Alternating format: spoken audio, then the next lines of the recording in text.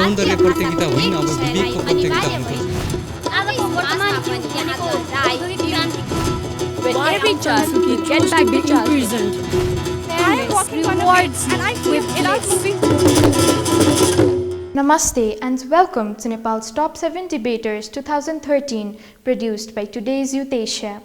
In today's episode, we are featuring the journey of the winners in English language of Nepal's Top 7 Debaters 2013. The runner-up of Nepal's Top 7 Debaters 2013, Category 2, Grade 7, 8 and 9, English language is SALUJA SIWAKOTI of Grade 10 from St. Mary's Higher Secondary School, Lalitpur. This is her journey from audition round to final round. The topic that I will be speaking on is Facebook is a distraction for educational development, and I'll be speaking against the motion. With an average of around 552 million users worldwide, Facebook is, and it continues to be, an integral part of our lives, whether we're a school student, a college student, a job holder, and whatnot. Facebook has not only helped to enhance methods of communication, but it has also helped to enhance and revolutionize methods of education, business, marketing, and whatnot. To those who are saying Facebook is a distraction for educational development, I'd like to tell you, so what if some of us have a soft spot for addiction? Isn't that a human flaw or a human obsession? Do we actually have the right to say Facebook is a distraction when it is our very own fault and we are letting it be a distraction? Of course not. We've heard stories of people departed from their families, getting together with their beloved ones through networks and networking sites after 10, 15 years through the communication that is only provided by such networking sites, commonly Facebook. Nepali language should be used as the medium for teaching in all schools of Nepal. Beside a flag and a currency, what makes a country become a nation is its national language. A country has its flesh made of economy, power, has its mind made of power and politics, but its soul lies in its language. We the people are the hands of this nation, and our country is like a vessel, and the shaping of it depends in our hand. My fellow opponents who said that establishing English medium schools in remote areas of Nepal would help to make students communicate in a better way, I would like to question you. Do you think establishing English medium schools in remote areas of Jajarkot, Humla and Jumla would help such students communicate in English and make their fluency in English better? Of course not. In this era of globalization, belonging to a developing country like Nepal, I doubt if all of you present here today can actually stand up and read out the 36 alphabets of Nepali without getting confused. And isn't that a shame? Isn't that a pathetic situation when it is the Nepali language and evidence of our culture? Why let foreign influence enter into a fragile society like ours when in China, 0.83%, only 0.83% of the population, like Wikipedia says, speaks in English, and the rest have one language, and that is Chinese. Leo Tolstoy once said, "He loves his country best who strives to make it best." And right now, the first thing that we need to do is to show our love and our respect to our country. And how we can do it all depends on how we show our love and respect to the language that we speak.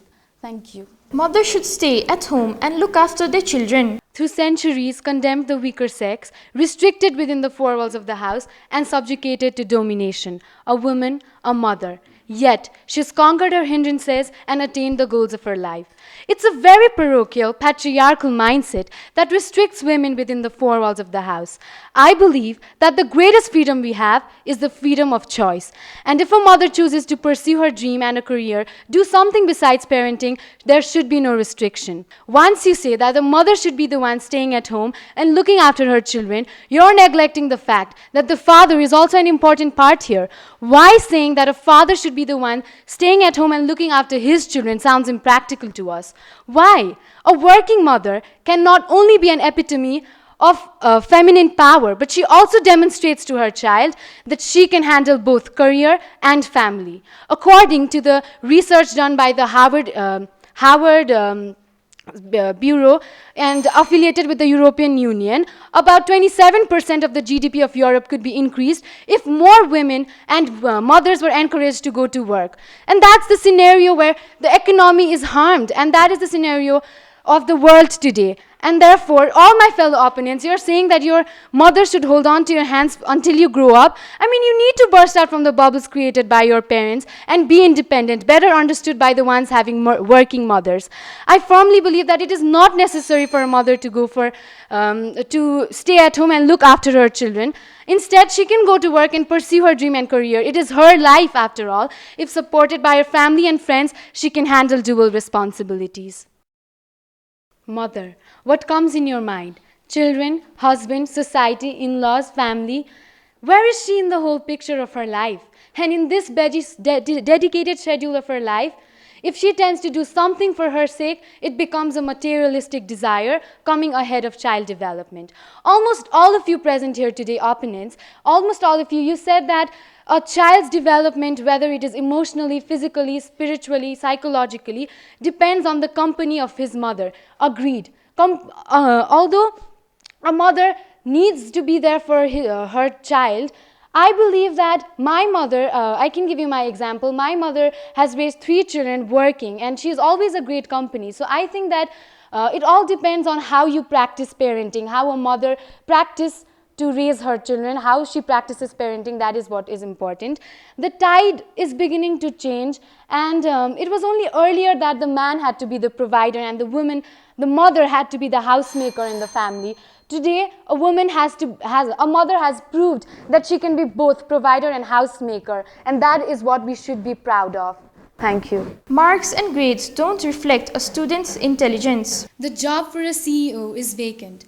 Would you raise a banner saying that you need someone who is smart and intelligent, and at the same time marks, grades, and a certificate is not required? Does that make any sense at all? Marks and grades do not reflect the intelligence of a student, and I go against the motion. Elisa and Nirisha, my fellow opponents, you are referring to 1 or 2% of the population of the world. Bill Gates, Steve Jobs, and people like Richard Branson don't make up the whole world.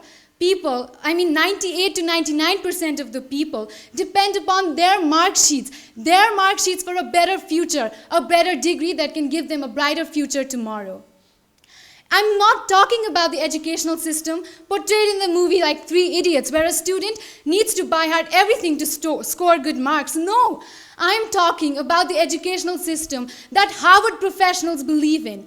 Harvard professionals believe that students who score above 1400 out of 1600 in their critical reading and maths out of 2400 in their SATs are more intellectual people. That is their trust in their educational system.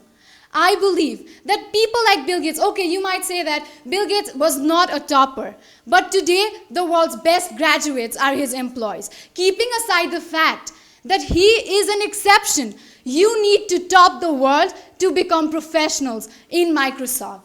Simply proving to a fact that you need marks, grades, and your qualifications for any field open to you tomorrow. Therefore, I believe that marks and grades do reflect the intelligence of a student. I'm not saying that it is the only way. I'm not saying that it cannot get better tomorrow. But so far, it is the best option. It is the best way that reflects a student's intelligence. It is the best way that provides platform to each and every one of us tomorrow. Why do we need to go to schools? Why do we give examinations if they do not show how intelligent we are? I'm not saying that we need to buy hard each and everything, but at the same time, I'm also saying that there is no machine where we can actually weigh our brain and find out how intelligent we are. Thank you. Thank you, Saluja. That was very good indeed. You again spoke with confidence and a lot of passion, perhaps almost a little bit too intense at times. Maybe tone your voice down just a little bit, so that your audience and your people listening to you, are not so overwhelmed by your arguments. I'm a big fan of 3 Idiots, so anyone who mentions 3 Idiots in a speech is going to get my vote. But overall, I thought that was a good job. Just not so intense in your presentation, more colloquial and conversational. I really liked your pace. It was easy to follow and understand what you're saying at all times. I also felt as though sometimes it was as though you were yelling at us because your passion was coming through. But as Dr. Mosley said, maybe just simmer that down just a little bit. And I thought you did a nice job addressing counter arguments that have either been mentioned or will be mentioned. And I like that you were trying to get us to focus not on the 2%, but really the 98%, which is very reasonable. I thought that a lot of your arguments were actually counter arguments, and so it was interesting that I didn't seem to sense a lot of why the testing is good as opposed to just, well, there's nothing else that's better. So I don't know if there's something that maybe is a little bit stronger in the argument, but I really did like how you addressed the counter arguments. Saluja, this is the second time I'm judging you, and your contents, I think today's performance was your best in 2012 and 2013. There's still a couple of points that the judges have mentioned, and your stress level shows in your presentation. So when you debate next, try to bring a bit of variation. Try to be more expressive rather than keeping it monotonous. You still need to work more on your research and your facts. Although today your contents were very well placed and they were very convincing. But then I think you only focus on two topics, which was pretty convincing to me. And in case you only have 2 points where you can convince the judges and your viewers, stick to that only, and you can keep it short. You don't have to complete the entire 3 minutes. You can finish it in 1.5, because debating is all about convincing. So if you can convince that with 2 lines, you don't need to spend the 3 minutes. If you combine both, you could have done much, much better today, but you did very well. Thank you. Marks and grades do reflect the intelligence of a student. Nirisha, you said that Maya Angelou you quoted, those who know better do better. So if someone knows better, it is obvious that he or she can do better in an examination. If Bill Gates was to be given an examination of computer science, maybe he would have topped the world. He was a dropout because he couldn't cope up with subjects like sociology, where he was not so good at. Therefore, I believe that marks and grades do reflect the student's intelligence. So what if the student is not an intelligent in one particular field? I'm not saying that he or she has to be an excellent in every field. That makes a student intelligent, no. But how much that person scores in his or her particular field actually depicts how intelligent the person is in his or her own field. Thank you. Today, I think it was kind of clear that with one of the debater whom we all agreed upon, and I would like to ask SALUJA SIWAKOTI to come in the front. Yeah, going for the final. Corruption is the only cause of country's failure. According to some people, corruption is the only reason for a country's failure, the only hindrance towards a country's development.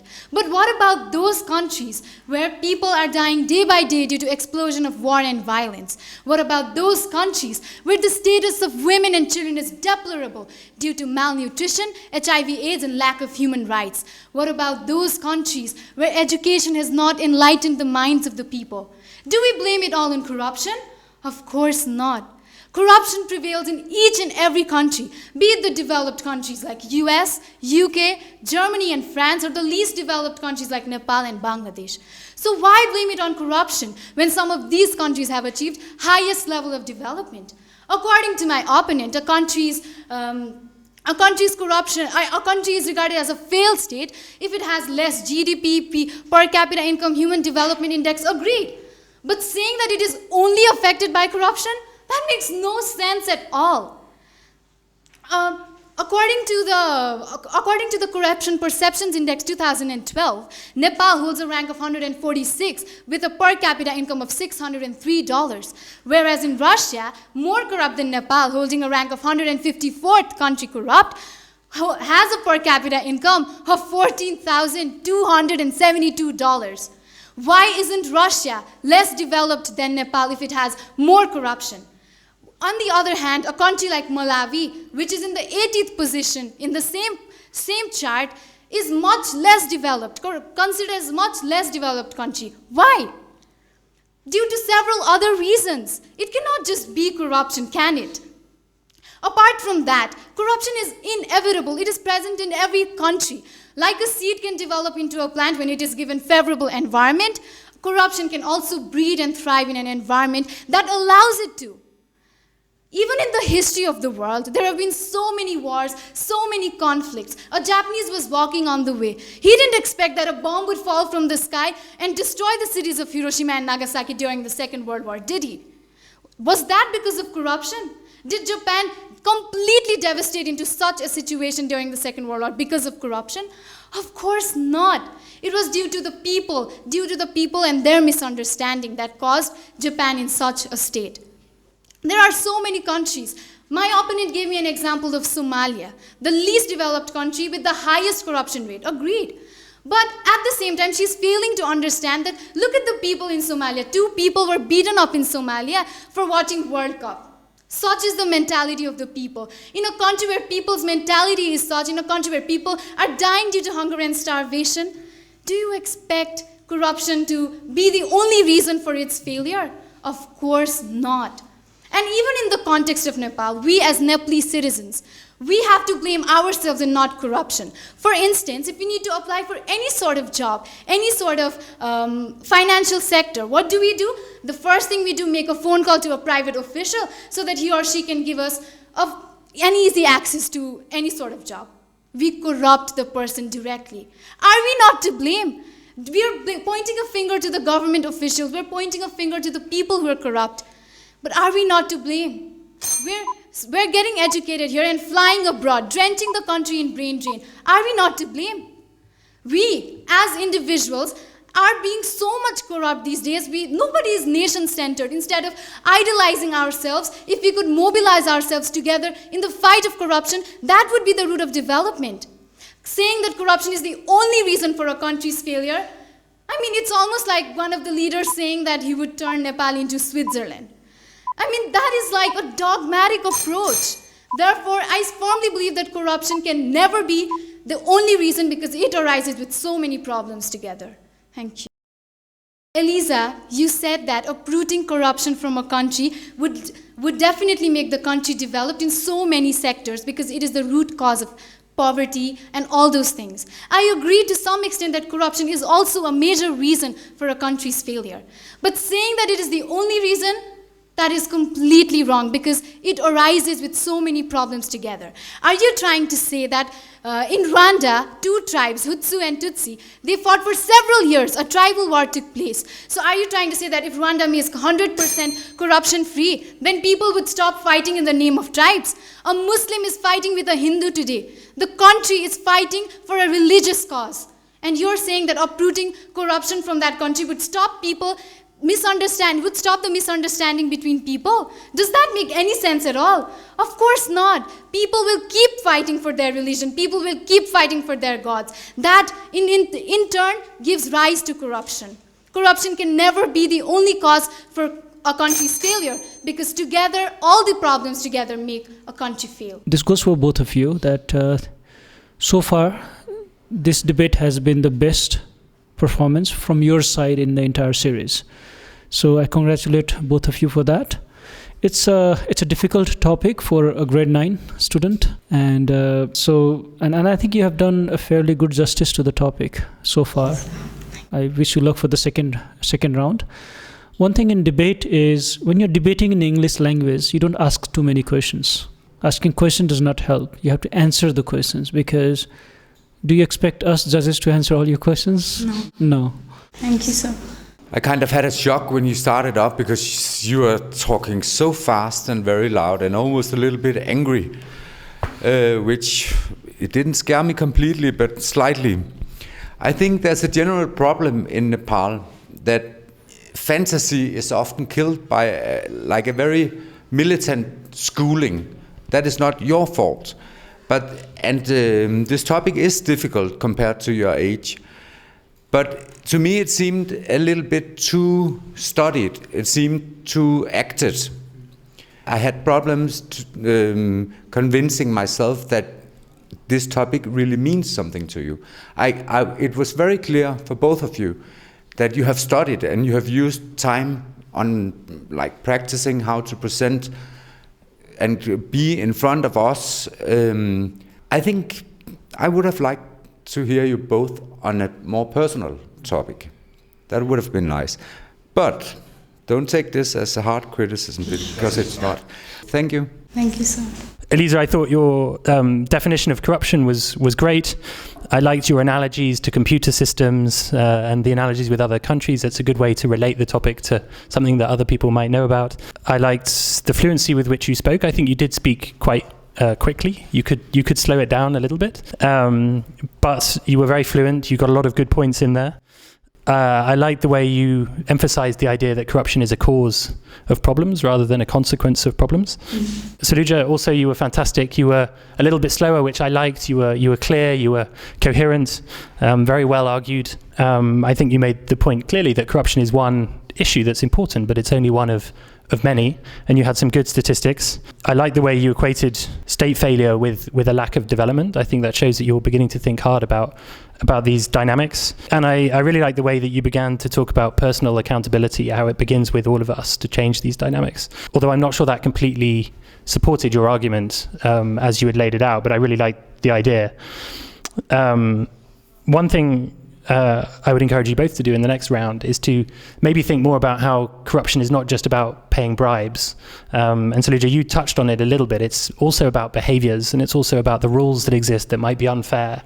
You know, why are some people excluded from power and resources, and why are other people taking it all for themselves? Because that is also a factor of corruption. So I think maybe if you could bring those things out a little bit, that would be really interesting. Thank you. When I was given this topic, corruption is the only reason for a country's failure, I went home and I told my parents. I went to school and I told my teachers. Their reaction, against? Are you serious? I do not blame corruption for being the only reason for a country's failure, but their reaction towards it. Each and every person, whenever I talked about something that in the class, when I asked their opinions about corruption, everyone raised their hand saying that it is the only reason. But I say that they're raising hands, that is the only reason why our country and several other countries are lagging behind. Failing to understand that their actions, their efforts can make a difference, they're just sitting and pointing a finger to other countries. Somalia, I said that it is one of the most corrupt countries with one of the least development and the most corrupt countries. But I also said that the mentality of the people has to change first. They never accept changes when they're getting the time to change. So I firmly believe that corruption cannot be the only reason for a country's failure. Thank you. You did very well. I thought the content of your rebuttals were great. Saluja, I liked your reference to all the other countries. I really liked particularly the comment you made about drought and nuclear war and these things. You know, it bolstered your argument significantly, I thought. And I liked at the end that you brought in a bit more of an emotional experience, and you said, you know, you talked to your teachers and your friends and they had given you their perspective on these things. So it brought it home a bit more personally, I thought. I thought you both lingered for a little bit too long on the index and where countries are on the index, which is relevant, but I don't think was at the core of the argument. And neither of you mentioned the private sector. You talked generally about how this relates to the government, but there's also a lot of corruption in the private sector, and it would have been good to hear a little bit about that. And you also, I think, both talked about it very much as a technical issue, when actually it's an emotional issue and it's a political issue, and I'd love to have heard a little bit more about that. But overall, I thought you were fantastic. The presentation was great, and you both got much better as it went along. So well done. Saluja, I think you had a nice timing and lots of confidence, and still the spontaneity, it wasn't there, and I'm not sure why it wasn't there. But overall, I think you both made a very strong impression, and I would really like to see you keep up the good and studying spirit. Thank you. I'm glad that you maintained your consistency in the second round, and you still had certain contents to give out. Saluja, you were clear and better in the second round than compared to your first round. However, Saluja, you repeated a lot of contents from your first round. And again, you reiterated the same fact that corruption is not the only cause. And I was hoping you would, as I suggested earlier, bring more windows to your argument. And I like the fact that you brought the comparison between diplomatic relations versus the status of a corruption of a country. That was interesting. Let's see what the results are like. You both have done very well today. Thank you, sir.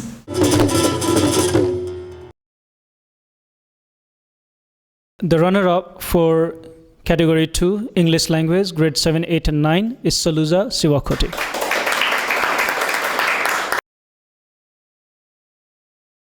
With this, we complete Nepal's Top 7 Debaters 2013. We will be back soon with Nepal's Top 7 Debaters 2014. If you are a student studying in between grade 7 and bachelor's level, then you can apply for Nepal's Top 7 Debaters 2014. The application submissions are open now.